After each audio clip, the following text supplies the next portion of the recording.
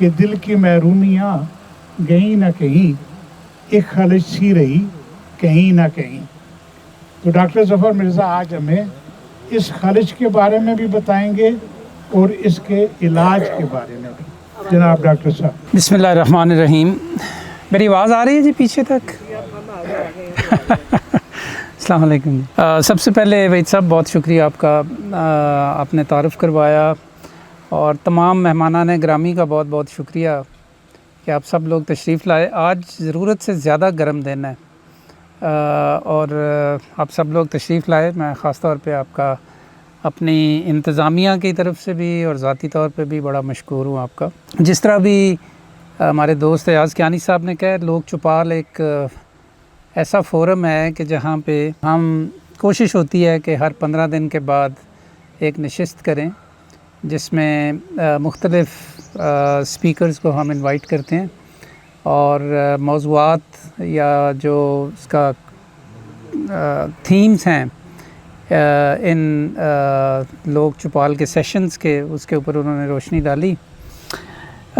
میں بالکل صحیح کہہ رہے تھے وحید صاحب کا، اس کی شکایت ٹھیک تھی عیسیٰ ہیل کے حوالے سے۔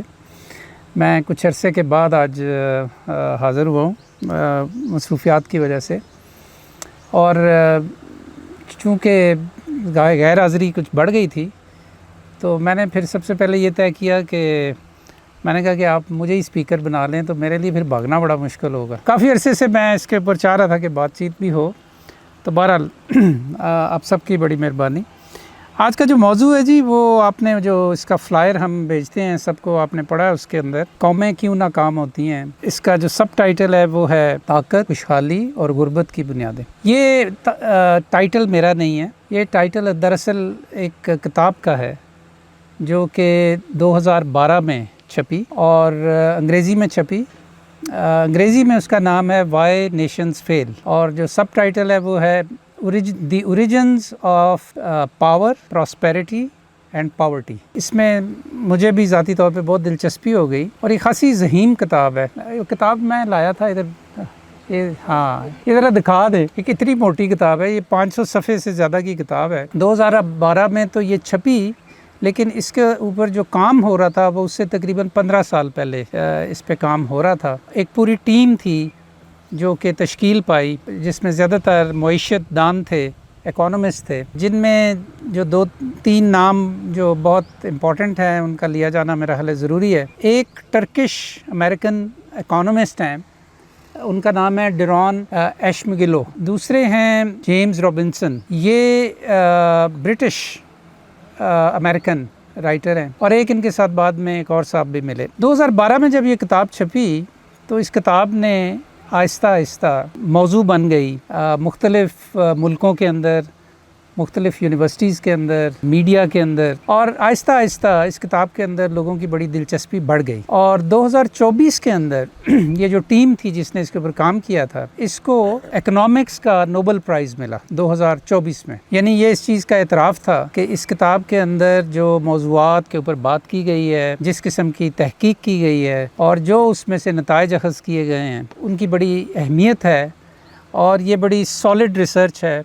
اور نوبل پرائز کمیٹی نے یہ ڈیسائیڈ کیا کہ وہ اس پوری ٹیم کو نوبل پرائز دیں۔ جب اس کو نوبل پرائز ملا تو ظاہر ہے کہ جب نوبل پرائز کسی چیز کو مل جاتا ہے تو وہ پھر اور مشہور ہو جاتی ہے۔ اس وقت دنیا میں جو چند ایک بہت اہم کتابیں ہیں ان میں ان کا شمار ہوتا ہے، اور اس کے اوپر متواتر پھر مزید ریسرچ بھی ہو رہی ہے۔ یہ سارے جو اکانومسٹ تھے، یہ MIT میساچوسیٹس انسٹیٹیوٹ آف ٹیکنالوجی جو ہے وہاں پہ یہ ہیں، اور یہ اپنا کام جاری رکھے ہوئے ہیں۔ آپ میں سے جن لوگوں کو دلچسپی ہو اس ٹیم کے بارے میں یا اس کتاب کے بارے میں مزید جاننے کے حوالے سے، تو سب سے پہلے تو میں بہت اسٹرانگلی یہ سجیسٹ کروں گا کہ آپ یہ کتاب پڑھیں، کیونکہ اس کا تو کوئی نعم البدل نہیں ہے۔ لیکن اس کے علاوہ یوٹیوب پہ اس کے متعلق بہت ساری چیزیں پڑھی ہیں، اس کے جو رائٹرز ہیں ان کے لیکچرز پڑھے ہیں، ان کی ٹیڈ ٹاکس پڑھی ہیں، اور بہت سارے انٹرویوز بھی ہیں۔ تو کیا ایسی خاص بات ہے اس کتاب میں کہ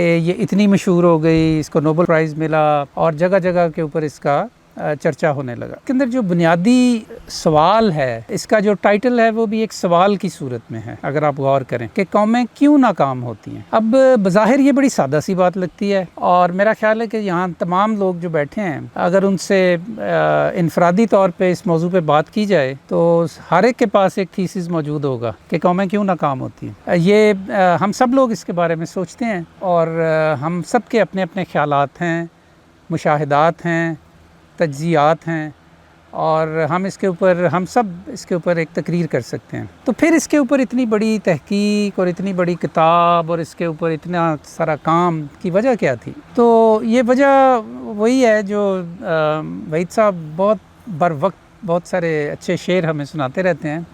غالباً یہ مومن کا شعر ہے کہ تم میرے پاس ہوتے ہو گویا جب کوئی دوسرا نہیں ہوتا. اور غالب نے کہا تھا کہ میں اپنا پورا دیوان جو ہے وہ دے دیتا ہوں اور آپ ایک یہ شعر مجھے دے دیں، کیونکہ اس کے اندر اتنی سادگی اور اتنی برجستگی اور اتنا براہ راست ایک وہ موضوع کہ جس کی بنیاد پہ میرا خیال ہے کہ دیوانوں پہ دیوان لکھے جا چکے ہیں، انہوں نے 2 مصروں میں یہ بات کر دی.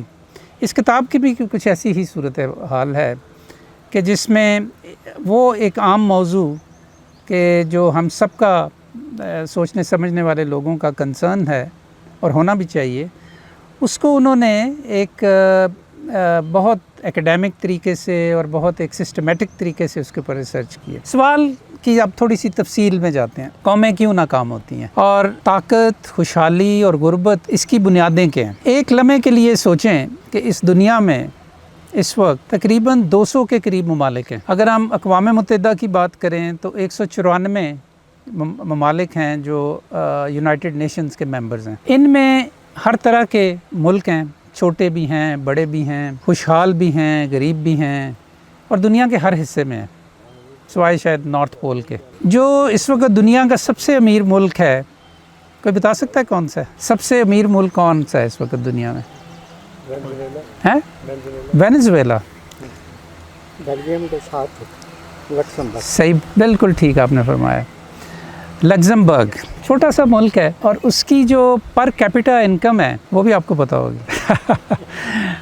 اس کی پر کیپیٹا انکم $1.5 ہے. $1.5 ہر بندہ کی یہ انکم ہے، پر کیپیٹا انکم ہے. وہ اتنا پتہ ہے کہ ہر بندہ ملینر ہے. ہاں، ہر بندہ ملینئر ہے، ظاہر ہے ہر بندہ ملینئر ہوگا. اس کے علاوہ بہت سارے اور ملک ہیں جو بہت امیر ہیں، گلف کے کنٹریز، قطر اور امریکہ، ویسٹرن یورپ کے اور بہت سارے ملک، سوئٹزرلینڈ وغیرہ وغیرہ. لیکن لگزمبرگ میں پر کیپیٹا انکم جو ہے وہ $1.5 پر پرسن ہے. یہ ایک اسپیکٹرم ہے. اب اس کے دوسری اگر ہم اس پہ جائیں، دوسری انتہا پہ جائیں، تو سب سے غریب ملک ہے، یہ بھی کوئی بتا سکتا ہے؟ افریقی ملک ہوگا، اور ایتھوپیا ہوگا، ساؤتھ سوڈان ہوگا. ایکچولی نہ وہ افریقہ میں ہے، کسی زمانے میں افریقہ میں ہوتے تھے غریب ملک، ابھی بھی ہیں کئی ملک، لیکن ایکچولی جو اس وقت دنیا کا سب سے غریب ملک سمجھا جاتا ہے پر کیپیٹا انکم کے حساب سے، وہ ہمارا ہمسایہ ملک ہے افغانستان. اور افغانستان کی جو پر کیپیٹا انکم ہے وہ $450 ہے. $450 یہ رینج ہے ان 200 ممالک میں. ایک طرف $1.5 ایک آن ایوریج ایک شہری کماتا ہے ایک ملک کے اندر، اور دوسری طرف $500 سے بھی کم ملک کماتے ہیں. آپ کی بات درست تھی. ساؤتھ سوڈان اس کے بالکل لگ بھگ ہے، اور اسی طرح 2-4 اور ملک ہیں کہ جو بہت غریب سمجھے جاتے ہیں. ایتھوپیا بائی دا وے اب ایک مڈل انکم کنٹری بننے جا رہا ہے. ایک سوال تو پیدا ہوتا ہے، دنیا کے اندر اتنی زیادہ انیکویلٹی کیوں ہے؟ کیوں کچھ لوگ بہت امیر ہو گئے اس حد تک کہ ان سے دولت سنبھالی نہیں جاتی، اور کچھ لوگ اتنے غریب رہ گئے کہ 2 وقت کا کھانا جو ہے وہ بھی ان کے لیے بڑا مشکل ہے؟ تو سوال تو بنتا ہے. اب یہی وہ سوال ہے کہ جس کو اس ٹیم نے تقریباً 15 سال کی ریسرچ کرنے کے بعد وہ کچھ نتائج پہ پہنچے.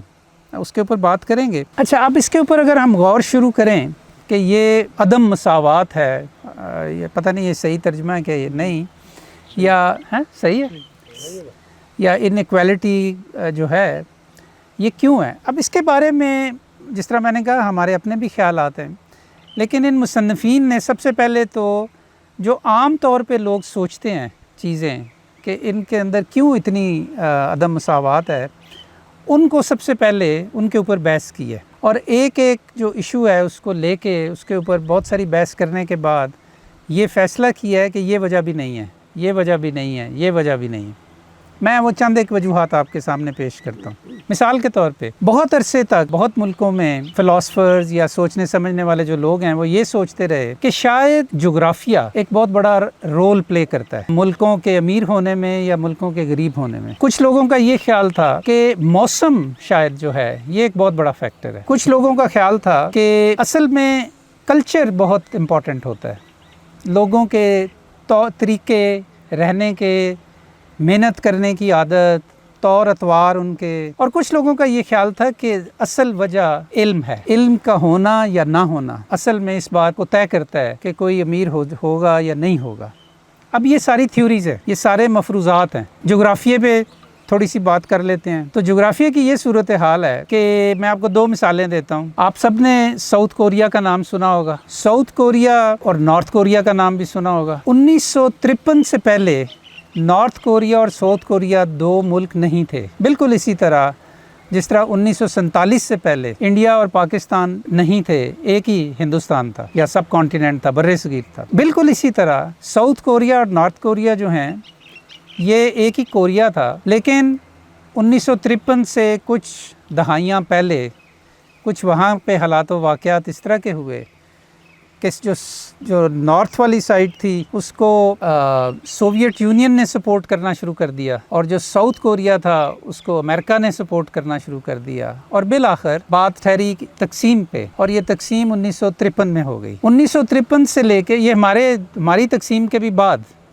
6 سال بعد ہوئی یہ تقسیم، اور آج جب ہم ان 2 کوریاز کو دیکھتے ہیں جن میں جغرافیہ کا کوئی مسئلہ نہیں ہے، ایک ہی ملک ہے، ایک ہی موسم ہے، ایک ہی طرح کے لوگ ہیں، 2 نسلیں پیچھے ان کے باؤ اجداد بھی ایک ہی تھے، بلکہ ابھی بھی ایسے خاندان وہاں پہ موجود ہیں کہ کچھ لوگ جو ہیں وہ ساؤتھ کوریا میں رہتے ہیں اور کچھ لوگ نارتھ کوریا میں رہتے ہیں۔ نارتھ کوریا ان کو اجازت نہیں دیتا ملنے کے لیے، اپنے رشتہ داروں کو ملنے کی بھی اجازت نہیں ہے، یعنی انڈیا اور پاکستان سے بھی برا حال ہے۔ لیکن آج اگر ہم حالات دیکھیں ساؤتھ کوریا کے اور نارتھ کوریا کے، تو ان کے اندر بلا مبالغہ زمین آسمان کا فرق ہے، زمین آسمان کا فرق۔ ابھی میں پر کیپٹا انکم کی بات کر رہا تھا، یہیں سے بات کر لیتے ہیں۔ ساؤتھ کوریا کی انکم جو ہے اس وقت وہ $35,000 سے $40,000 ہے پر کیپٹا، اور نارتھ کوریا میں اول تو وہاں پہ اسٹیٹسٹکس ہی نہیں ملتے، لیکن جو اعداد و شمار موجود ہیں ان کے مطابق لگ بھگ $1,000 پر کیپٹا وہاں پہ انکم ہے۔ ساؤتھ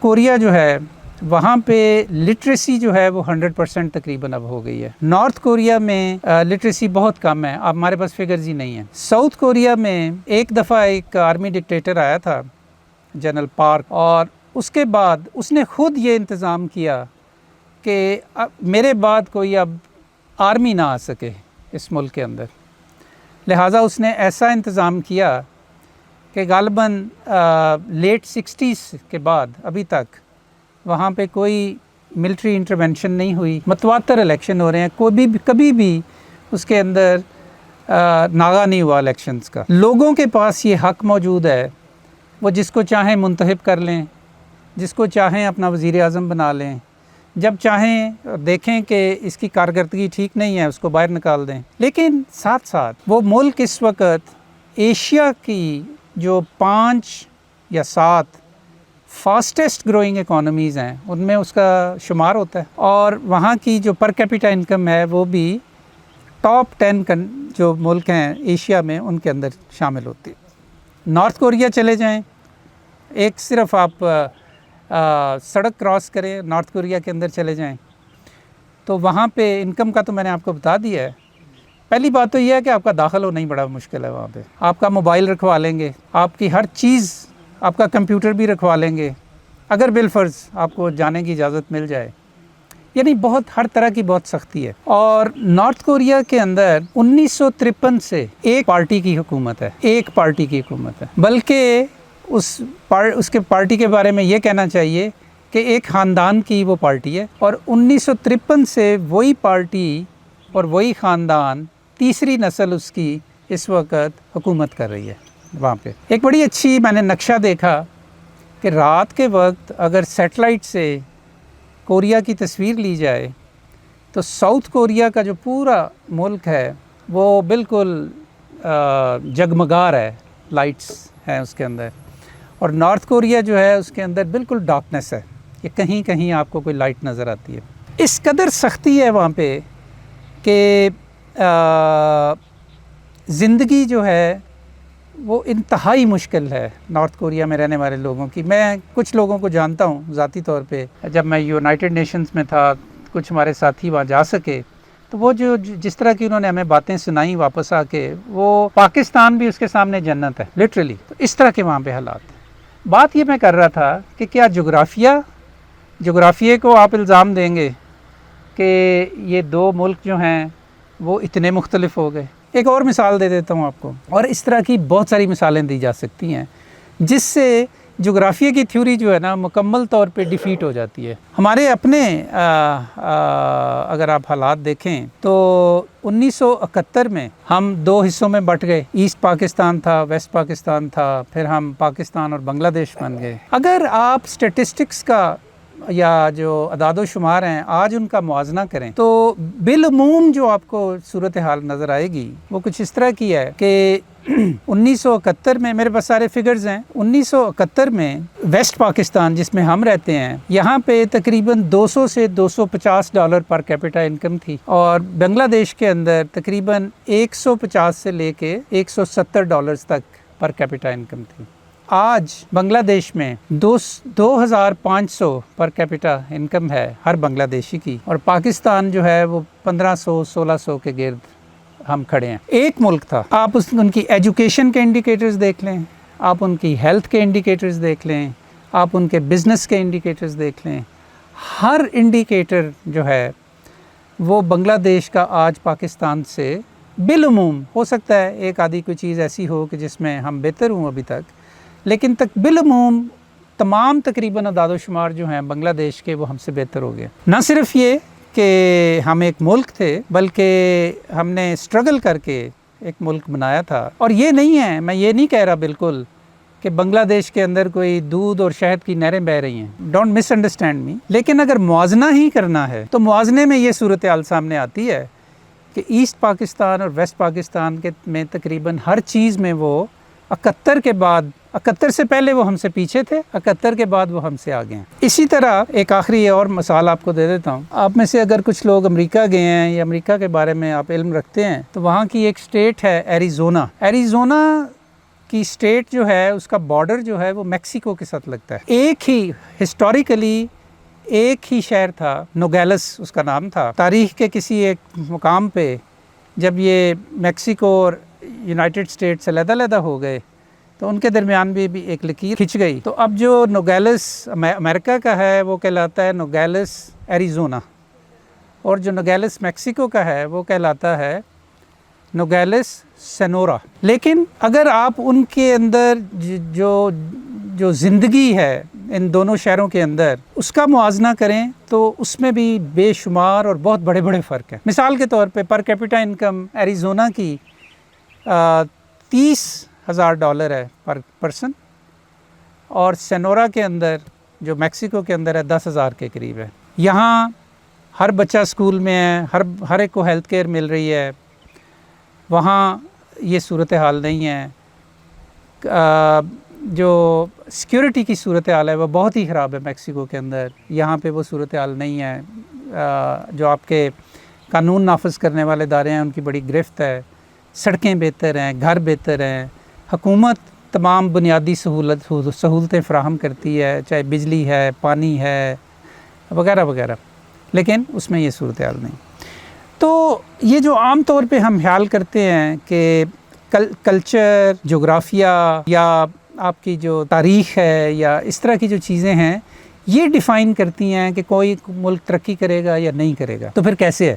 اگلا سوال پھر پیدا ہوتا ہے کہ پھر کیوں اتنے فرق پیدا ہو گئے۔ بات کو مختصر کرتے ہوئے جو پھر انہوں نے تاریخ کا مطالعہ کیا اور ملکوں کے اندر خوشحالی کے آنے کو اسٹڈی کیا کہ کیسے کوئی ملک خوشحال ہوا تاریخ میں، اس کے اوپر انہوں نے تقریباً 5000 سال کی جو انسان کی تاریخ ہے اس کا مطالعہ کیا، اور 50 मुल्कों से ज़्यादा की मिसालें इस किताब में मौजूद हैं। ये वो ममालिक हैं कि जिनका ताल्लुक़ एशिया से भी है, अफ्रीका से भी है, लैटिन अमेरिका से भी है, मिडिल ईस्ट से भी है, यानी कोई कॉन्टिनेंट, ऑस्ट्रेलिया भी है इसके अंदर। कोई बर्रे आज़म ऐसा नहीं है इस दुनिया का कि जिसमें इन्होंने मुल्कों को स्टडी नहीं किया कि इन मुल्कों के अंदर ये मुल्क कैसे कुछ खुशहाल हुए और कैसे कुछ गरीब रह गए। और उसके बाद जो सूरत हाल सामने आई वो कुछ इस तरह की है कि बकौल इन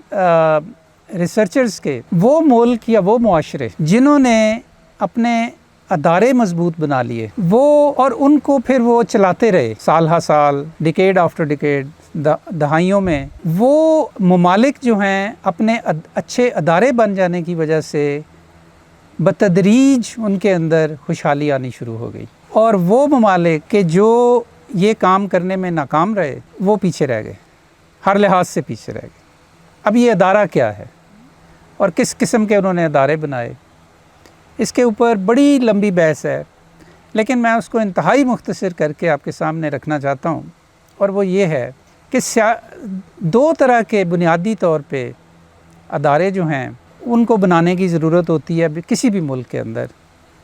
और अगर वो सही तरीके से बन जाएं, और ये सही तरीका क्या है इसके ऊपर भी बताता हूँ, अगर वो बन जाएं तो मुल्क तरक्की की राह पे चल पड़ते हैं, और अगर वो ना बन पाएँ तो मुल्क पीछे रह जाते हैं। और ये दो तरह के इदारे, एक हैं सियासी और एक हैं मुआशी। जिन मुल्कों ने अपने सियासी इदारे ठीक कर लिए उनकी मईशत भी ठीक हो गई और उनके मुआशी इदारे भी ठीक हो गए, लेकिन इसमें शर्त ये है कि पहले आपके सियासी इदारे ठीक होने चाहिए। अगर वो ठीक हो जाएंगे तो आपकी हर चीज़ आपके माशरे में ठीक होनी शुरू हो जाएगी, और अगर वो ठीक नहीं होंगे तो बाकी चीज़ें भी आपकी कभी तरक्की नहीं कर सकेंगी। मैंने कहा कि अगर वो अच्छे तरीके से बन जाए, अच्छा तरीका क्या है या उसके असूल क्या हैं। मेरे ख्याल में इस किताब का जो सबसे बड़ा कंट्रीब्यूशन है वो ये है कि इन्होंने कुछ असूल वज़ा किए हैं इन तमाम ममालिक को स्टडी करने के बाद। सियासी अदारे अच्छे वो हैं कि जिनके अंदर लोगों की शमूलियत को हकीकी तौर पे यकीनी बनाया जाए।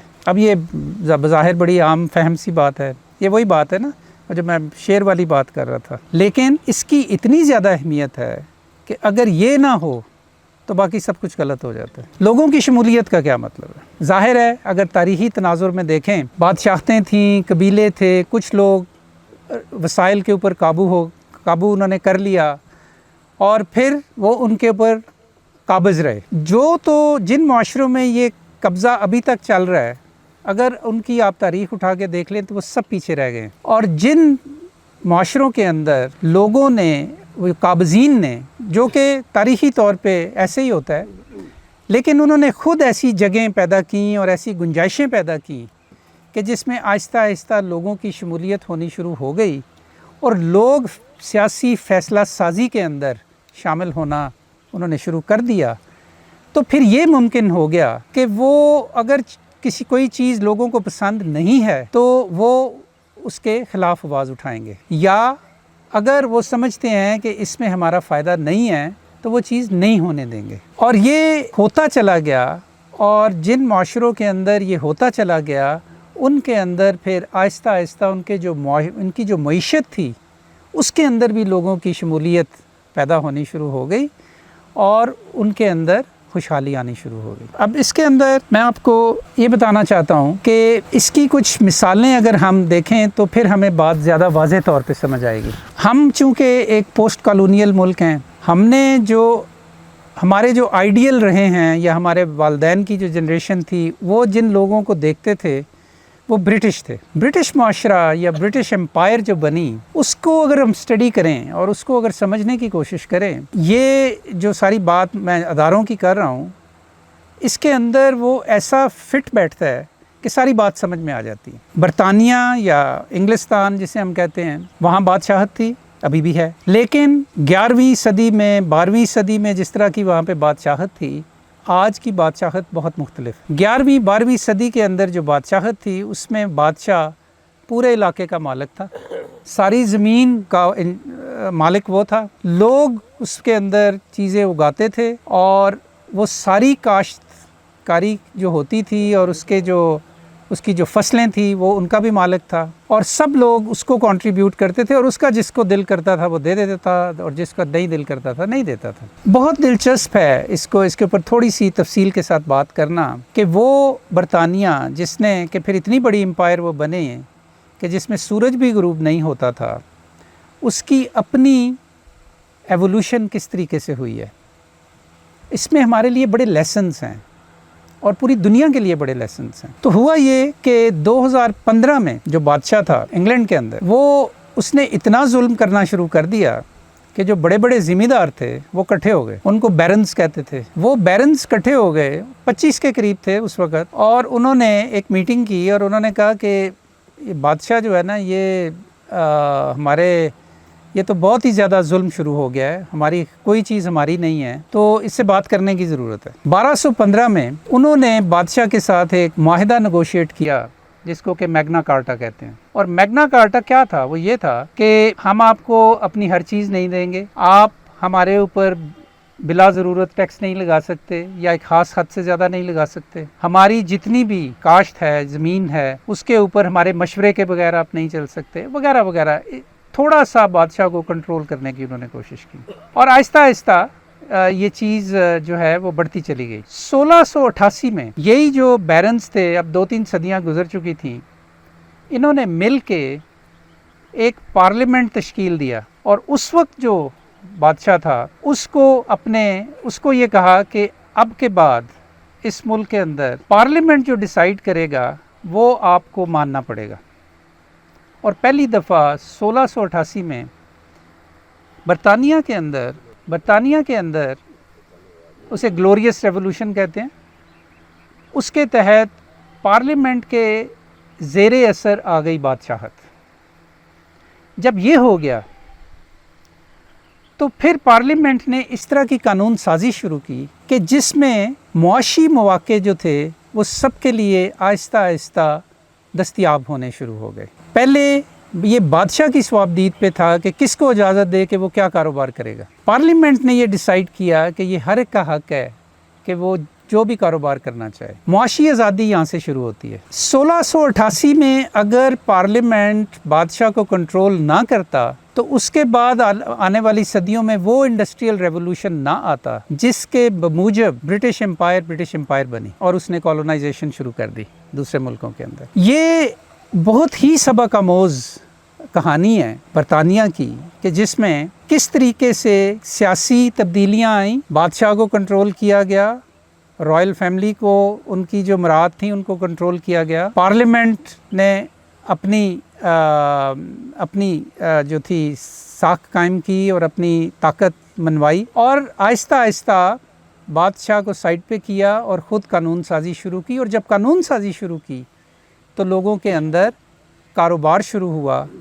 کاروبار جب شروع ہوتا ہے تو پھر انوویشن بھی ہوتی ہے اور پھر ٹیکنالوجی بھی آتی ہے، بشرطے کہ ایسی قانون سازی کی جائے کہ جس کے تحت لوگوں کو ان پراپرٹی رائٹس دیے جائیں، انٹلیکچوئل پراپرٹی رائٹس بھی دیے جائیں، کہ آپ کو اجازت ہے کہ آپ جو بھی نئی ایجادات کرنا چاہتے ہیں آپ کریں، آپ کو حکومت نہیں روکے گی، لیکن آپ کو کچھ عرصے بعد اپنی ایجاد کے بارے میں جو آپ کا علم ہے وہ آپ کو پوری سوسائٹی کے ساتھ شیئر کرنا پڑے گا تاکہ باقی بھی وہ لوگ یہ کام کر سکیں۔ تو یہ وہ بنیادی چیزیں ہیں کہ جن معاشروں نے اپنی سیاست کو درست کیا تو پھر ان کے معاشی ادارے بنے اور وہ درست ہونا شروع ہوئے، جس کی وجہ سے پھر وہ خوشحالی وہاں پہ آئی کہ جس کو وہ قائم رکھ سکے۔ ایک اور چیز جو بہت ضروری ہے سیاسی درستگی کے حوالے سے وہ یہ ہے کہ چونکہ پہلے بہت بڑی بڑی سلطنتیں تھیں، لوگوں کا کنٹرول نہیں ہوتا تھا اس کے اوپر، تو جیسے جیسے سیاسی تبدیلیاں آنی شروع ہوئیں تو سینٹرل گورنمنٹ کا بھی رول آنا شروع ہوا کہ ایک مرکزی حکومت بہت ضروری ہے، کیونکہ اگر مرکزی حکومت ہوگی تو وہ پھر رول آف لا قائم کر سکے گی، اور رول آف لا بنیاد ہے سیاست کے بھی صحیح طریقے طور پر چلنے کے لیے اور معیشت کے بھی صحیح طریقے سے چلنے کے لیے۔ یہ وہ بنیادی چیزیں ہیں جو سیاسی ادارے اور معاشی اداروں کے لیے ضروری ہیں، اور اس بک کے اندر 50 سے زیادہ ممالک کی مثالیں دی گئی ہیں کہ جس میں جب ان ملکوں کے اندر یہ تبدیلیاں آئیں تو ان کے اندر معاشی خوشحالی آنی شروع ہو گئی، اور جو یہ نہیں کر سکے وہ میں بھی وقتی طور کے اوپر ان کے اندر قدرتی وسائل اس طرح کے تھے یا کچھ اور ایسے محرکات تھے کہ جس کی وجہ سے کچھ وقت کے لیے خوشحالی آ بھی گئی، لیکن وہ پائیدار نہیں تھی اور وہ آہستہ آہستہ ختم ہو گئی اور ختم ہو جائے گی۔ یہ میں جائے گی کیوں کہہ رہا ہوں؟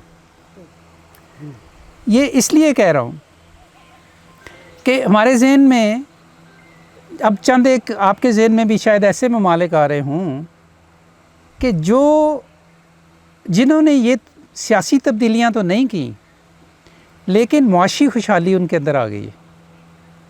اس کی بہت بڑی مثال چین ہے۔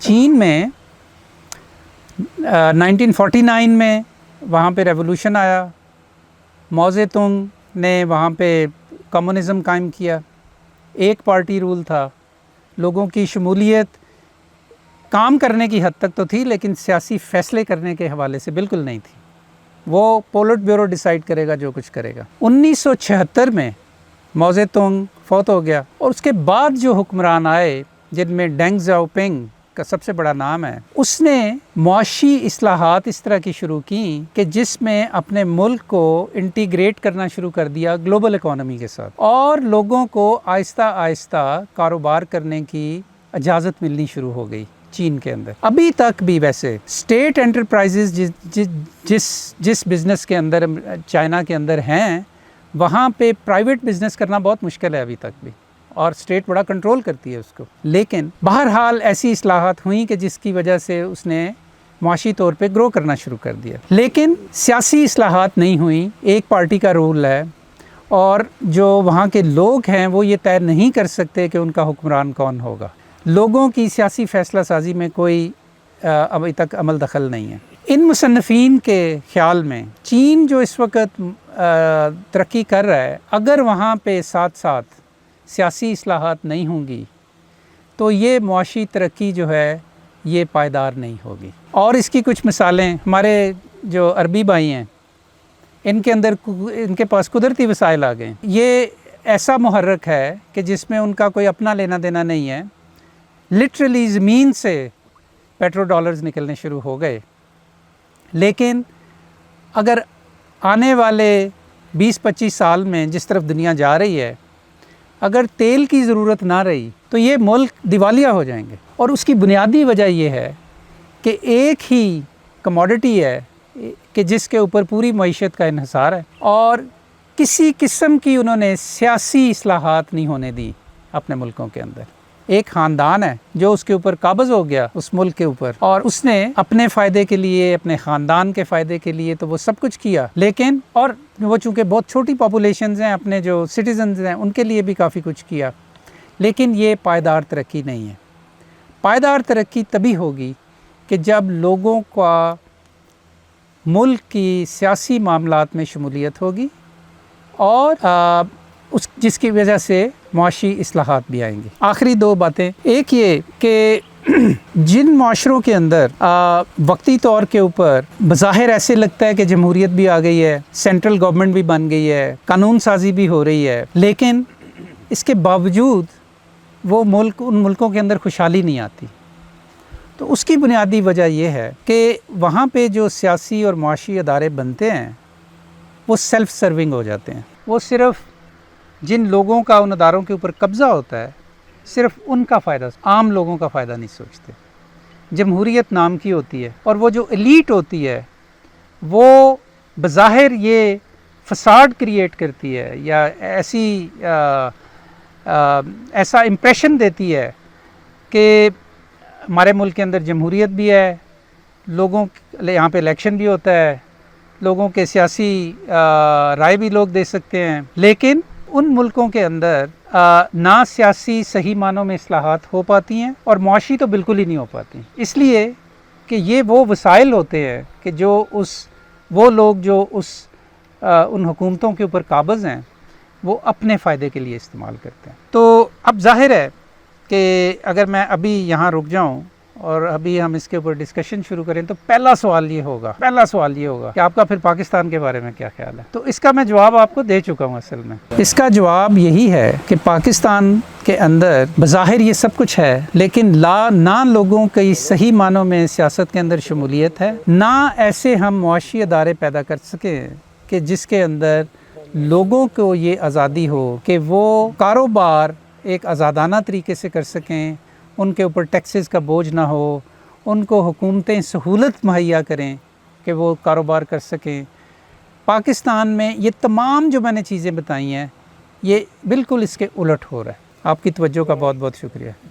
بہت شکریہ ڈاکٹر صاحب کی شخصیت تو آپ کے سامنے، ان کی گفتگو بھی آپ نے سنی. مجھ سے کوئی کہے کہ ان کی شخصیت اور گفتگو پہ تبصرہ کرو تو میں قاسمی کا ایک شعر پڑھوں. صرف اس شوق میں پوچھی ہیں ہزاروں باتیں، میں تیرا حسن تیرے حسن بیاں تک دیکھوں. تو جناب اب آپ کی باری ہے، آپ کے سوال اور آپ کا کوئی تبصرہ. آغاز کے لیے میں توفیق صاحب کو مائک دیتا ہوں. مجھے سب سے اچھی بات یہ لگی کہ you are very very careful about selecting your words. تو آپ سے یہی توقع بھی ہونی چاہیے. You are a seasoned person. I would only say کہ یہ جو آپ نے جس کتاب کا ذکر کیا یہ پاکستان کے تمام سرکاری ملازمین کو 5-7 سال پہلے جبراً دی جا چکی ہے. ہاں جی، جبراً. ایک تو یہ بات. دوسری یہ کہ جو آپ نے تجزیہ کیا اس میں اس سے ایگری کرتے ہوئے اس کو یوں آگے بڑھانا چاہوں گا کہ اگر آپ رینیسانس دیکھیں یورپ کا 300-350 سال پہلے تو اس میں 2 بنیادی باتیں تھیں. ایک تو یہ کہ جیسے آپ نے بھی مختصراً کہا کہ پادری کو چرچ تک محدود کیا جائے اور فوج کو بیرکس تک محدود کیا جائے. اس کے بعد پھر وہ جو ایوولوشن کا پروسیس انسانی ذہن کا شروع ہوا اس نے یورپ کو یہاں تک پہنچایا. آپ نے پر کیپٹا انکم کی بات کی تو میں کیونکہ اسپورٹس بیک گراؤنڈ ہے میرا تو میں میں سمجھتا ہوں کہ وہ تھوڑا سا اتنا ریلیونٹ نہیں ہے. اسپورٹس میں اگر آپ اولمپک میڈل ٹیبل کی پہلی 10 قومیں دیکھ لیں تو they are ruling the world.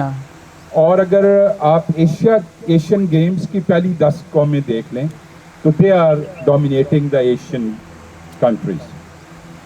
تو کہنے کا مطلب یہ ہے کہ یورپ ہو یا امریکہ ہو وہاں کا جو رینیسانس اور ایوولوشن ہوا ہے وہ بیسکلی ان 2 طاقتوں کو ان کی اصلی جگہ پہ پہنچانے سے ہوا.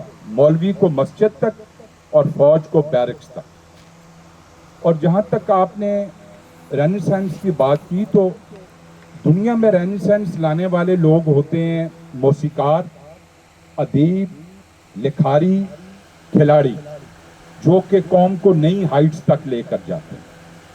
ابھی آپ ایک جگہ پہ آ کے رک گئے جہاں آپ نے بیماری کی نشاندہی تو بالکل ٹھیک کی کہ ہمارے ہاں سیاسی ادارے نہیں ہیں بلکہ ہمارے تو سائنسدان بڑے فخر سے یہ کہتے ہیں کہ ہم ہائبرڈ رجیم. ہائبرڈ کا مطلب یہ ہے کہ فیصلے کوئی اور کر رہا ہے، وی آر اونلی پپٹس. تو جو 5000 سال کی آپ نے شروع میں ہی بات کی تھی، ایوولوشن اس طرح شروع ہوا کہ یہ طاقتیں ہمیشہ سے تھیں، آمر بھی تھے اور عوام بھی تھے. مگر پھر سیاسی شعور جوں ترقی کرتا گیا سیاسی جماعتوں نے ان کی آمریت کے سامنے بند باندھے، عوامی شعور کو بیدار کیا. اب ہمارے ملک کی پرٹیکولر صورتحال یہ ہے کہ ہمارے ملک میں تو جو سیاسی سو کال جماعتیں ہیں وہ ان آمروں کی اب ماؤتھ پیس بن گئی ہیں. شروع میں اگر ہم بھٹو کو دیکھ لیں تھوڑا سا مزاحمت ہوئی، اس کے بعد تو پھر آہستہ آہستہ ان سیاسی طاقتوں نے یہ سمجھ لیا کہ ہمیں سیکنڈ فڈل کے طور پہ کام کرنا ہوگا اور ہمیں عوام کے بجائے ایک خاص طبقے کی نمائندگی کرنی ہوگی. یہ جو آپ نے ابھی ساری ڈسکشن بتائی ہاؤ نیشنز فال، اس کی کوئی یارڈ سٹک اور چیک لسٹ اگر بنائیں تو معذرت سے کہتا ہوں کہ we become a failed state. Do you think there is a ray of hope to come out of it? This is my question. बहुत सही सवाल है जी। बिल्कुल उम्मीद जो है ना वो एक तो है उम्मीद छोड़नी नहीं चाहिए, लेकिन अगेन ये सिर्फ जज्बाती बात नहीं होनी चाहिए। इसके सामने इस बात को करने के लिए आपको क्वालिफाई करना चाहिए ऐसी मिसालों को सामने रखते हुए कि जहाँ हमारे जैसे हालात थे और वो मुल्क फिर वैसे वहाँ कहाँ कैसे वो उनमें से निकले। तो इससे ज़्यादा तो कोई स्ट्रॉन्ग चीज़ नहीं हो सकती। वक्त की कमी की वजह से मैं बहुत सारे मुल्कों की मिसालें आपको नहीं दे सका, लेकिन मैं आपको ब्राज़ील की मिसाल देना चाहता हूँ। ब्राज़ील में अमूमन एक्चुअली लैटिन अमेरिका के अंदर बिल्कुल उसी तरह की या उससे भी ज़्यादा खौफनाक फ़ौजी हुकूमतें रही हैं कि जिन्होंने सोसाइटीज़ का बेड़ा गर्क कर दिया। चिली हो, अर्जेंटीना हो, एल सल्वाडोर हो, ब्राज़ील हो। लेकिन ब्राज़ील में sao Paulo एक शहर है, वहाँ पे एक फैक्ट्री में एक दिन एक छोटे से ग्रुप ने ये डिसाइड कर लिया कि जो म्यूनसिपैलिटी के कवानीन हमारे ऊपर लागू करने की कोशिश कर रही है गवर्नमेंट, ये हम नहीं मानेंगे। और उसके पीछे एक बहुत बड़ी ऑपरेशन थी और साल हर साल की डिक्टेटरशिप्स थी जिसके अंदर कई नस्लें गुजर चुकी थीं। जब इस ग्रुप ने ये डिसाइड किया तो 15 साल के अंदर अंदर उसी ग्रुप जिसने ये डिसाइड किया था उनमें से एक शख्स उस मुल्क का प्रेसिडेंट था। उसका नाम है डी सिल्वा लूला। 2 दफ़ा इलेक्ट हुआ वो प्रेसिडेंट के तौर पे। और उसने अपने साथ जितनी भी समाजी तहरीकें थीं, आप जिनका कुछ तबकात का आप जिक्र कर रहे थे, राइटर्स थे, वर्कर्स थे, फार्मर्स थे, मिडिल क्लास थी शहरों के अंदर, वो सब आहिस्ता आहिस्ता उसके साथ मिलके और उन्होंने एक वर्कर्स पार्टी बना ली। उसका नाम ही वर्कर्स पार्टी। आज ब्राज़ील लैटिन अमेरिका का सबसे अमीर मुल्क है और वहाँ पे पिछले 30 साल के अंदर जो सियासी डेवलपमेंट्स हुई हैं और उसके बाद जो फिर जिस तरह मैं पहले अर्ज़ कर चुका हूँ और ये किताब भी यही कहती है कि सियासी अदारे जब बन जाते हैं तो फिर मुआशी तरक्की शुरू होती है। तो वहाँ पे मुआशी तरक्की हुई। मेरा चूँकि सेहत के शोबे से ताल्लुक़ है तो मैं आपको बता सकता हूँ कि लैटिन अमेरिका में ब्राज़ील के अंदर इस वक्त यूनिवर्सल हेल्थ कवरेज है। हर शख्स को गवर्नमेंट की ज़िम्मेदारी है कि उसको बुनियादी सेहत की सहूलतें अच्छी वाली देनी है, वगैरह वगैरह। अदारे बनने शुरू हो गए, वगैरह वगैरह। तो ऐसा नहीं है, मैं नहीं समझता। यकीनन हर मुल्क के, मैं कहा करता हूँ कि जब हम मुल्कों का आपस में मुआजना करें तो ये ज़हन में रखें कि मुल्क एक सतह पे उतने ही मुख्तलिफ हैं जितने उनके नक्शे मुख्तलिफ हैं। ज़ाहिर है हमारे कुछ अपने मखसूस हालात हैं, उनके कुछ अपने मखसूस हालात थे, लेकिन मैं नहीं समझता कि दुनिया का 5वां बड़ा मुल्क होते हुए और हमारे जो मखसूस हालात हैं उनके होते हुए यकीनन हम बहुत लैग बिहाइंड कर गए हैं। 1990 के अंदर जिस साउथ कोरिया की मैं बात कर रहा हूँ, साउथ कोरिया और पाकिस्तान के पर कैपिटा इनकम में सिर्फ $100 का फ़र्क था। 1970 की बात कर रहा हूँ। 1970 में सिर्फ $100 का फ़र्क था। आज हम 1500 पे खड़े हैं और वो 35,000 पे खड़े हैं। तो ये हमारी यानी लाइफ टाइम में हुआ है। तो चीज़ें तब्दील होते हुए देर नहीं लगती। लिहाजा मैं ये समझता हूँ कि कुछ चीज़ें हैं कि जिनके ऊपर अगर पाकिस्तान में कंसेंसस हो जाए और मुख्तलिफ़ हुक्मरान तबकों के दरमियान, जिसके अंदर सियासी पार्टीज़ का बहुत इम्पॉर्टेंट रोल है, और इनको डिसाइड करना पड़ेगा। आज नहीं कल, कल नहीं परसों, इनको डिसाइड करना पड़ेगा कि इन्होंने इस मुल्क को किस तरीके से चलाना है। क्योंकि अगर ये नहीं करेंगे तो फिर इस मुल्क का इस तरह चलना मुमकिन नहीं है जिस तरीके से ये चल रहा है। अस्सलाम वालेकुम। मोहसिन गाब साहब, इस वक्त बात हो रही है ग्लोबल पर। मैंने ये किताब पढ़ी है आज से कोई 5-7 साल पहले। तो सच्ची बात यह है कि मुझे कोई ऐसा इसका वो नुक्ता नहीं मिला जो आखिर में ये कहे कि वाई द नेशन फेल। लेकिन मेरा ज़ाती ख्याल ये है इसमें कि एक चीज़ है हैबिट्स, कौमों की हैबिट्स। चाइनीज़ हैं, उनकी हैबिट है मेहनत। सुबह से लेके शाम तक गधों की तरह काम करते और नहीं खाते। जबकि हम पाकिस्तान में मुसलमान होते हुए इस बात पर यकीन रखते हैं कि कल का दिन देखा जाएगा, आज याद है, आज याद है, कल का दिन देखा जाएगा। हत्ता कि ये हिंदू और मुस्लिम जहाँ इकट्ठे रहते थे वहाँ बड़ा वाज़ेह फर्क था। मुसलमान हमेशा उनसे उनके मखलूक रहते थे। भाई इसलिए कि बाबर वैश कोश तो जो आदत है, तबीयत है, उनमें बड़ा वाज़ेह फर्क होता है।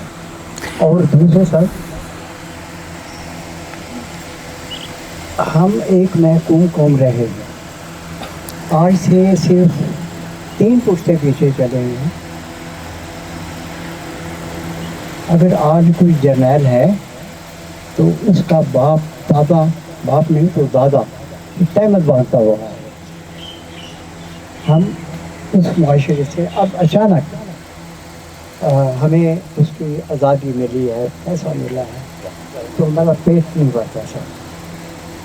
वो आप वाली बात के ऊपर जो आ जाते हैं वो सिर्फ अपना सोचते हैं कौन करने का। Russia, Y Russia failed?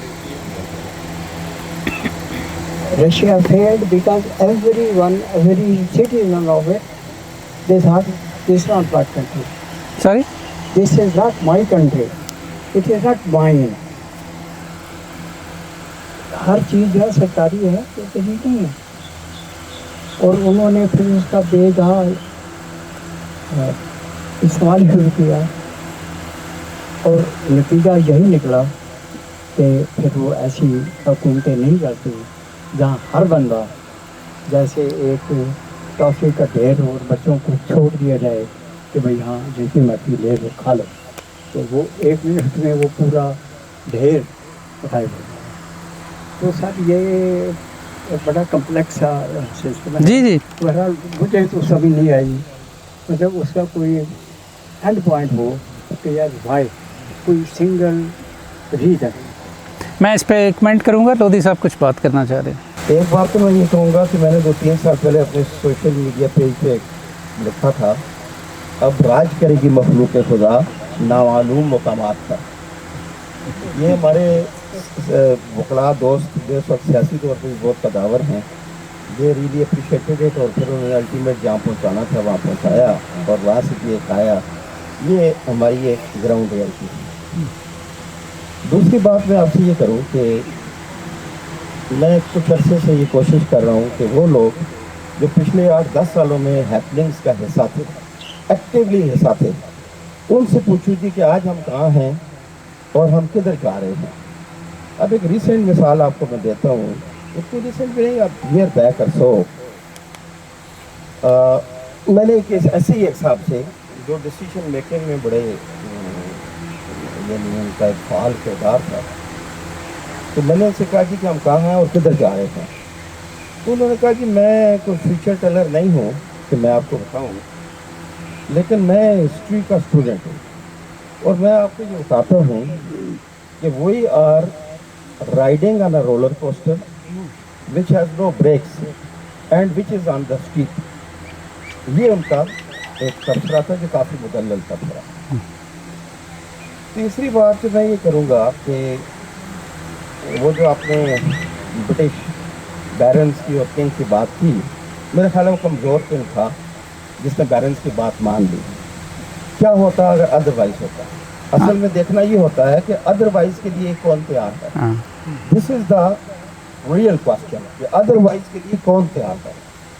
तो बात ये है कि मैं और अब्दुल वहीद खान, हम दोनों आज से 40 साल पहले 35 साल पहले कस्टम ट्रेन करते थे। हम दोनों वहाँ एडजस्टेड नहीं थे। ये इन्होंने अपना रास्ता लिया, मैंने अपना रास्ता लिया। आज हमारी कौम का जो पढ़ा लिखा जवान है वो अपना रास्ता ले रहा है क्योंकि वहाँ वो एडजस्टमेंट उसकी नहीं है। उसके पास एस्केप ये नहीं उसको नज़र आ रहा कि जी यहाँ कुछ चेंजेस आ सकती हैं। उसको ये नज़र आ रहा है कि मैं अपनी जान बचा के यहाँ से निकल जाऊँ। تو مجھے کم از کم، اور میں جس طرح میں نے کہا کہ میری بہت ایک انٹریکشن ہے ان لوگوں کے ساتھ بھی جو اس وقت بھی شاید کچھ ہیلتھ آف افیئر پہ ہوں اور کچھ رہے، تو مجھے کوئی آپٹیمسٹک نظر نہیں آیا. اور اگر ہم اس سب کانٹیننٹ کی تاریخ کو دیکھیں، سوری ٹو سے، اس سب کانٹیننٹ کی جو ریٹن ہسٹری ہے غالباً 2200 سال کی ہے، غالباً لگ بھگ. In real sense Chandragupta Maurya کے بعد کوئی سن آف دا سائل حکمران نہیں رہا. ان ریئل سینس اس زمین نے ہر ایک کو ویلکم کیا. جس کے کندھے پہ بندوق تھی، جس کے ہاتھ میں تلوار تھی. میں ایک انگلش میڈیم کا پڑھا ہوا، وہاں بھی میں نے پڑھا کہ رضیہ سلطانہ کے ایک ہاتھ میں نیزہ ہوتا تھا، تلوار ہوتی تھی. یہ نہیں تھا کہ اور چار ہمتیں پڑی ہوئی، بٹ وہ ہمارے آئی تھے. ٹھیک ہے. تو مجھے یہاں پہ ہمیشہ طاقت کی حکمرانی رہی ہے. اور ابھی وہی بات ہے کہ who will bell the cat. اور خاص طور پہ جو 25 کا ایک ٹیکنیکل سکسیس ہمیں ہوئی ہے 25 میں، اس کے بعد تو ہم بہت ساری ٹرانسفارمیشن ہمارے ان لوگوں کے ذہنوں میں جن کے ذہن جو ہے وہ یعنی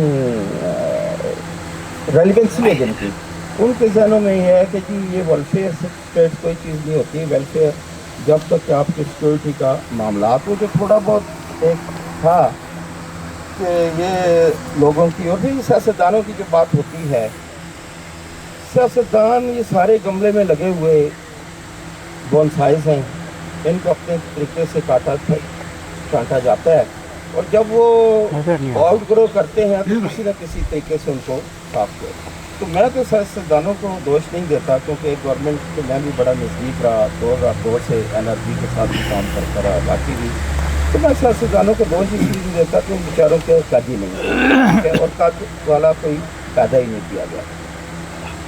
تو میرا جو ذاتی خیال ہے وہ یہ خیال ہے کہ جی یہ سوال کہ جی کیسے چینجز آئیں گی، کیونکہ جس طرح جناب نے فرمایا، آپ پلیز کنکلوڈ کر لیں پلیز. ادارے اپنے آپ کو چینج کرتے ہیں اور وہ ڈسیمنیٹ کرتے ہیں اور وہ پاور کو جو ہے وہ ٹرانسفر کرتے ہیں. اب مسئلہ یہ ہے کہ وہی بات ہے کہ ول ویل دا کیٹ. اگر ایک منٹ کے لیے کوئی ادارہ ایسا نہیں کرنا چاہتا تو آیا آپ سمجھتے ہیں کہ پچھلے 2000 سال دیکھیں نا، ہم جو انسان ہے وہ کیا ہے، وہ ماضی کو سامنے رکھ کے حال میں بیٹھ کے مستقبل کے فیصلے کرتے ہیں. یہی ہماری ٹوٹل عقل ہے. اب ماضی کو سامنے رکھ کے آپ سمجھتے ہیں کہ آج حال میں بیٹھ کے ہم مستقبل میں میسج چینج لا سکتے ہیں. ٹھیک ہے، آپ کی بات سمجھ آ گئی. ٹھیک ہے، سوال تھا یا جواب میں نے کچھ کہنا ہے؟ جی آپ کہیں، آپ بھی کہنا. اچھا، آپ نے دو چیزیں کہی ہیں کہ ایک پالیٹکس اور دوسرا معاشی نظام. ماشاء اللہ ہمارے ملک میں پالیٹکس کو میں نے کسی پالیٹیشین کو بدصورت نہیں دیکھا. اٹے کٹے زبردست قسم کے، نہ ہی انہیں موت آتی ہے. اور میری ڈسکشن ہوئی ہے، خدا کی قسم ڈسکشن ہوئی ہے، انہوں نے کہا جی ان کو پرابلم ہی نہیں ہے، معاش کا پرابلم نہیں. مرے گا وہ بندہ جس کو پرابلم ہے معاش کی، جس نے بچوں کی تعلیم ہے، ماں باپ کا علاج کرانا ہے، مرے گا تو وہ جس نے بجلی کے بل جمع کرانے ہیں. اچھا، آگے آ گئی آپ کی جو تھوڑا بہت پہلے کاروبار چل رہا تھا ہمارے ملک میں، انلکیلی کارٹل بن گئے ہیں.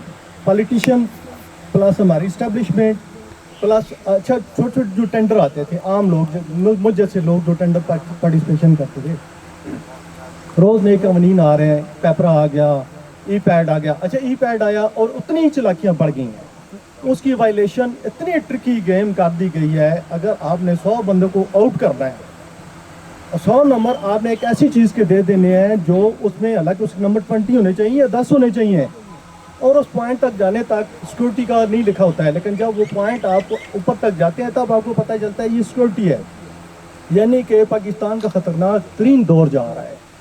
اور وہ چھوٹے چھوٹے جو کاروبار ہیں ان کے اوپر بھی ان کے جو ہینڈلر ہیں، جو وہ ہیں، جو ان کے چچا ماموں تایا ہیں، جو بھی ہیں، چاہے وہ پولیٹیشنز ہیں، ان کو ایڈجسٹ کیا جا رہا ہے. تو ماشاءاللہ میں دونوں چیزیں ہمارے ملک میں معاشی بھی صورتحال زبردست ہے. آپ کی یہ جو سیمنٹ انڈسٹری ہے، شوگر انڈسٹری ہے، کیونکہ میں پاکستان کا کوئی شہر نہیں ہے جہاں میں نے کاروبار نہیں کیا ہے، اور میں ہر ان بڑوں کو سب کو جانتا ہوں، اور ماشاءاللہ پاکستان بہت تیزی سے اور ترقی کرے گا. تو ہی ڈنٹ لیو ٹو سی کہ اس کتاب کو یا اس کے آتھرس کو نوبیل پرائز ملا. لیکن میری ان کے ساتھ اس پہ بہت زیادہ ڈسکشن ڈبیٹ ہوتی رہتی تھی. आर्गूमेंट्स चलते रहते थे। मैं बस क्विकली जो क्रिटिसाइज़ करना चाहूँगा आर्गूमेंट को वाई नेशंस फेल के, वो मैं उस फ्रेमवर्क से करना चाहूँगा जो कि एक और इंस्टीट्यूशनल इकोनॉमिक्स के प्रोफेसर हैं,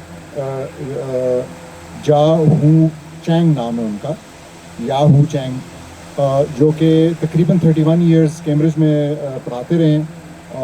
और उनकी एक किताब, बहुत सी किताबें, उनकी एक किताब का टाइटल जो है ना वो एक्सप्लेन भी कर देता है कि किकिंग अवे द लैडर उनकी किताब है।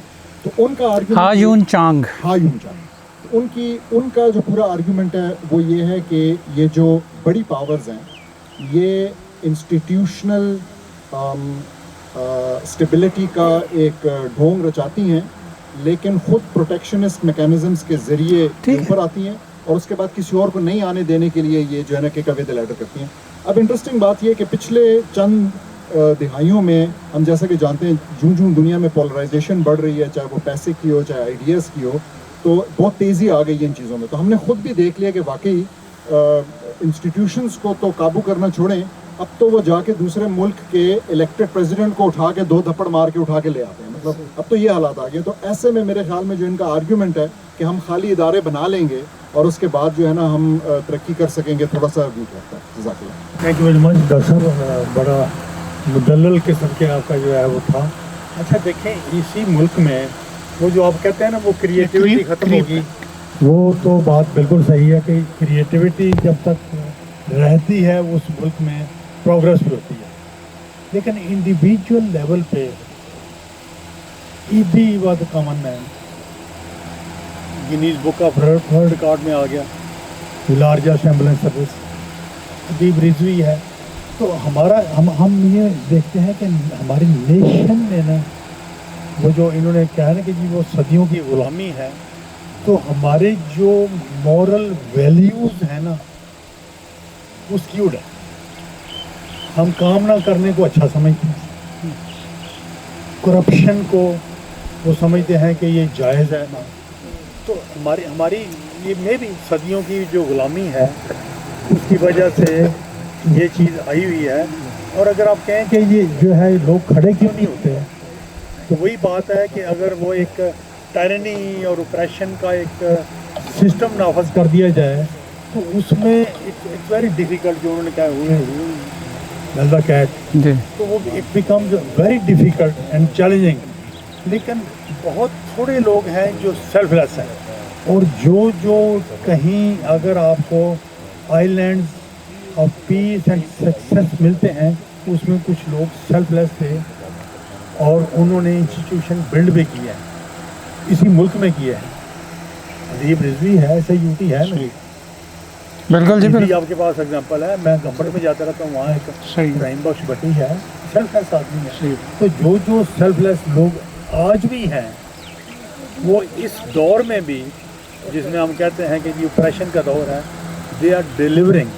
हमारा नेशनल करैक्टर ये है कि हम दूसरों को क्रिटिसाइज़ करते हैं और अपने हर एक्शन को जायज़ समझते हैं या जायज़ बनाने की कोशिश करते हैं, ठीक, इर्रिस्पेक्टिव कि वो सही है ये गलत। ये माइक ज़रा डॉक्टर सलमा को दें, उनके पास किताब भी पढ़ी है, सवाल ज़रूर होगा उनके पास कोई। लोगों के ऊपर डिपेंड, बेसिक वन फैक्टर हमारा, अगर हम कहते हैं कि बांग्लादेश आगे है, पॉलिसीज़ वहाँ पे तो स्टूडेंट्स ने रेवोल्यूशनाइज कर दिया, तो हमारे यहाँ एक ये चीज़ की कमी है, जस्ट वन फैक्टर जो बिकॉज इस बुक में तो सारे कंपैरिजन्स करके मैंने जो ये समझा कि उन्होंने बेस इस चीज़ पे किया कि कल्चरली, जोग्राफिकली, हालांकि इसको बेस इकोनॉमिक्स पे होना चाहिए था, इकोनॉमिक्स पे है।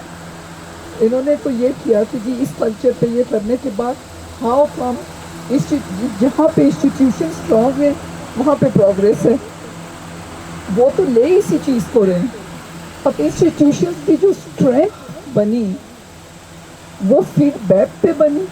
इंस्टीट्यूशंस तो हमारे पास भी शुरू से हैं, स्ट्रॉन्ग इंस्टीट्यूशंस अब वीक हो गए, तो क्या ये रिस्पॉन्सिबिलिटी पब्लिक की थी? जी बहुत शुक्रिया डॉक्टर साहब, बहुत इंटरेस्टिंग टॉपिक था, लेकिन मैं बुनियाद से थोड़ा सा क्वेश्चन रखना चाहूँगा। वही था कि वाई नेशन फेल है ना, तो इसका इनवर्स अगर रखें तो वो इसकी ऑपोजिट क्या है, यानी कि वो कौन सी नेशन है जिनको How they succeed. कौन सी succeed, not how they succeed but वो कौन सी है जो सक्सेसफुल आपके ख्याल से, यानी कि फेलियर और सक्सेस का सबसे पहले मेयार क्या है, डेफिनेशन क्या है, हाँ हाँ तो उससे पता लगेगा कि हम क्या कर रहे हैं। अच्छा, आपकी इस डिस्कशन से ये समझ आया कि आपके सामने जो है जीडीपी और इनकम पर कैपिटा वो इंडिकेटर्स हैं जो सक्सेस और फेलियर का मेयार हैं, ठीक है। अब ये इकोनॉमिक पर्सपेक्टिव से ये KPIs या इंडिकेटर्स जो हैं ये कैपिटलिस्ट इकोनॉमी के कोर इंडिकेटर्स हैं, ठीक है। अगर मैं थोड़ा सा इसको एक और एंगल से आपके सामने रखूं तो कैपिटलिज्म बाय डिज़ाइन ये करती है कि वो प्रोडक्शन पे हैवी फोकस करती है कि इकोनॉमी ह्यूजली प्रोड्यूस करे। GDP stands for gross domestic product, although its products and services, बिल्कुल ठीक, सर्विसेज और प्रोडक्ट्स की प्रोडक्शन पे इनका हैवी जोर, जिसका मतलब ये है कि जितना ज़्यादा आप प्रोड्यूस करेंगे उतना इनकम पर कैपिटा भी बढ़ेगी, उतना जो है लेट्स से कि अगर आप बिलियनियर्स प्रोड्यूस करेंगे तो उतनी ट्रिकल डाउन इफेक्ट होगी और उतने जो है ना आम लोगों के पास भी दौलत आएगी। ये एक बुनियादी असम्पशन है, लेकिन रियलिटी क्या है कैपिटलिस्ट दुनिया की ना, जो कैपिटलिस्ट दुनिया के टॉप मुल्क हैं, रियलिटी उन मुल्कों की ये है कि वहाँ पे एक 1% क्लास उभर के आती है सामने, जो कि बिलियनियर्स, और अब तो माशाल्लाह से कुछ दिन पहले इलॉन मस्क जो है वो उसकी मार्केट कैप जो है या वैल्यू उसकी जो है वो 1 ट्रिलियन से ऊपर क्रॉस की है, ठीक है। तो हो ये रहा है कि ट्रिकल डाउन इफेक्ट की थ्योरी जो है वो बहुत ज़्यादा सक्सेसफुल नहीं हो रही। मैं उसकी मिसाल देता हूँ।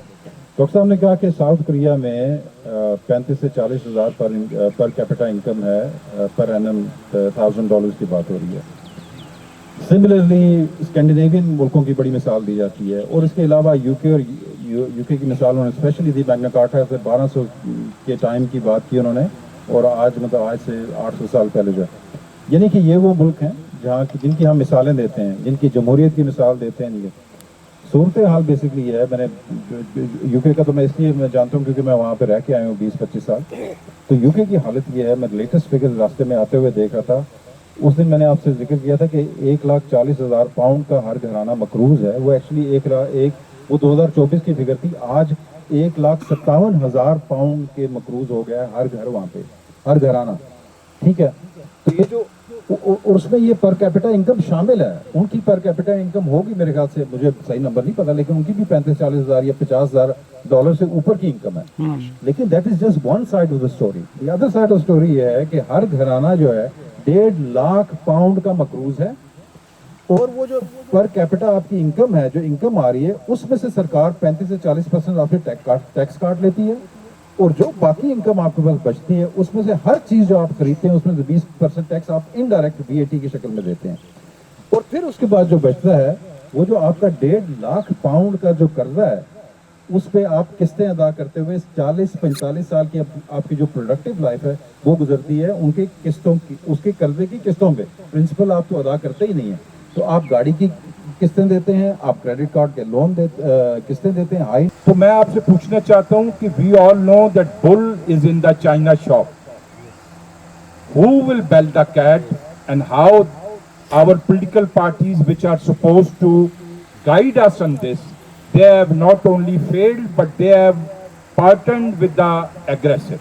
Thank you sir. मुझे ऐसे लगा जब मैंने ये किताब पढ़ी और कोशिश की कि मेरी बहुत दिलचस्पी हो गई इसके अंदर, और मैंने फिर इसको बड़े गौर से पढ़ने की कोशिश की है। मुझे ऐसे लगा कि इसमें बहुत सारी सीखने की चीज़ें हैं।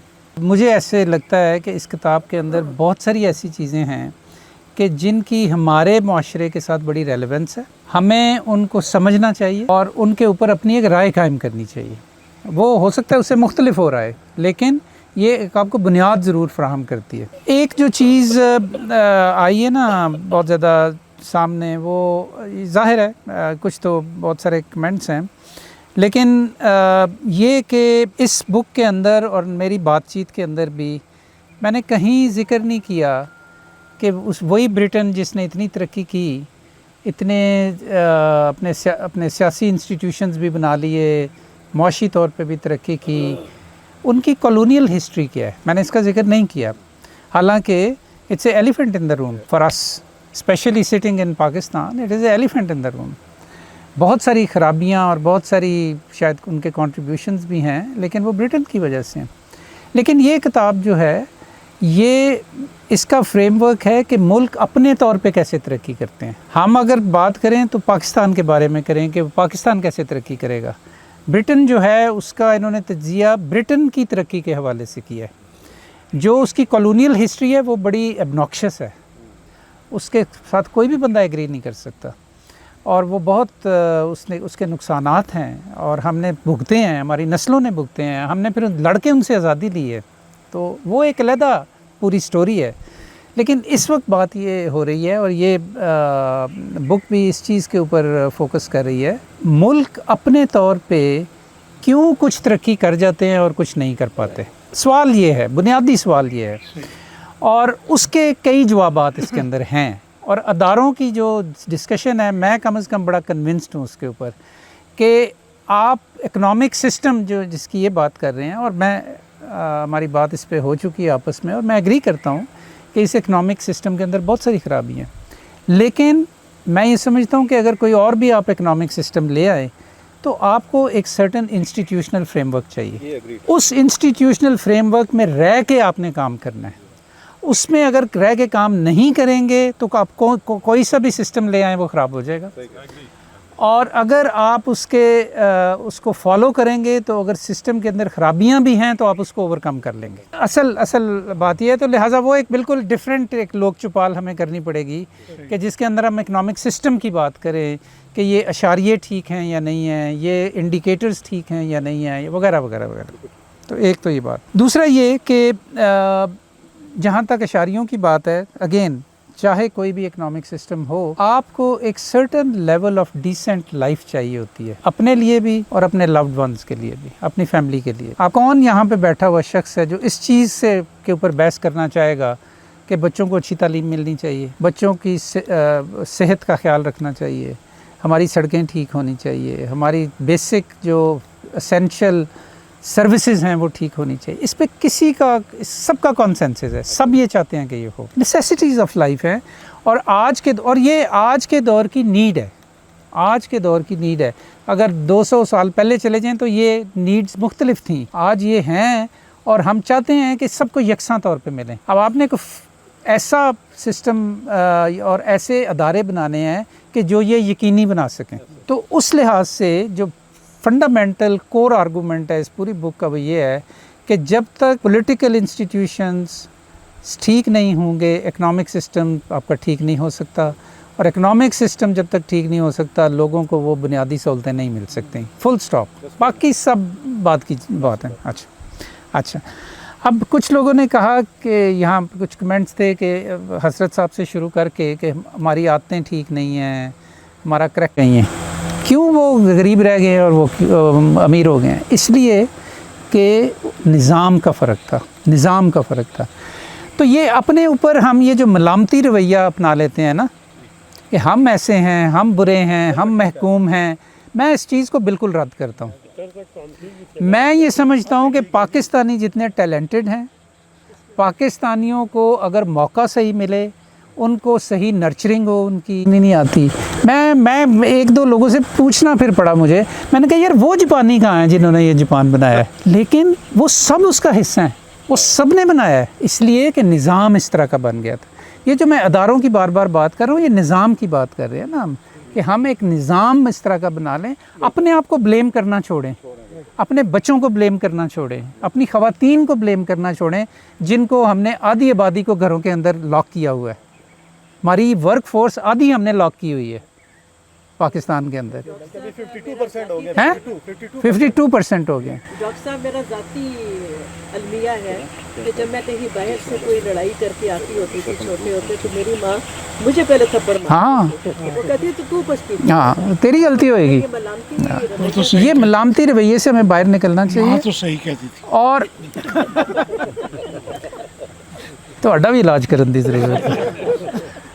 تو آخری بات یہ میں کہنا چاہ رہا تھا کہ میں نے جب یہ ڈیسائیڈ کیا نا کہ اس کے اوپر ایک لوک چپال ہونی چاہیے اس موضوع کے اوپر کہ قومیں کیوں ناکام ہوتی ہیں. مجھے ایگزیکٹلی پتہ تھا کہ کس طرح کے سوال آئیں گے اور مجھے ایگزیکٹلی پتہ تھا کہ کس طرح کے لوگ اپنی سٹیم جنریٹ کریں گے, اپنی تاریخ کو یاد کریں گے. ہم محکوم ہیں, ہم کرپٹ ہیں, ہمارے جو اس وقت بھی حکمران ہیں وہ بڑے خراب ہیں, یہ ملک سلپری سلوپ پہ ہے, یہ تباہ ہو جائے گا. یقیناً کسی بھی آپ نشست میں بیٹھیں, کسی بھی صحبت میں بیٹھیں آج آپ, تو اسی طرح کی باتیں ہوتی ہیں. میرا ایک جو بنیادی مقصد تھا نا اس موضوع کو چھیڑنے کا, وہ یہ تھا کہ کیا ہم انگیج کر سکتے ہیں ایز پڑھے لکھے, ریلیٹیولی پڑھے لکھے لوگ آپس میں اس طرح کی ہم ڈسکشن کر سکتے ہیں کہ ہم کیسے ٹھیک ہو سکتے ہیں, اور دوسرے ملکوں کا تجربہ کیا ہے, اور کیسے کیسے تنزلی کے شکار معاشرے کس طرح آگے بڑھ گئے ہیں اور کس طرح انہوں نے ترقی کر لی ہے. میرے نزدیک یہ ڈسکشن ہے. یہ ڈسکشن تو ہر بندہ کر سکتا ہے کہ مر گئے, لٹ گئے, اس ملک کا کچھ نہیں بننا, اس ملک کا ہر بندہ کرپٹ ہے, اسلام آباد میں جتنے بھی آفیسرز بیٹھے ہوئے ہیں سارے کرپٹ ہیں, ساری پولیٹیکل پارٹیز کے لوگ ایک سے ایک بڑھ کے کرپٹ ہے. یہ ڈسکشن میں سے نکلتا کچھ نہیں سوائے فرسٹریشن کے. ڈسکشن یہ کرنے کی ضرورت ہے کہ ہم اس میں سے نکلیں گے کیسے. Thank you. جو حوصلہ افزا باتیں کی ہیں, تو فیض کے یہ خوش کن مصرے پہ اختتام کرتا ہوں کہ دل نا امید تو نہیں, ناکام ہی تو ہے. شکریہ.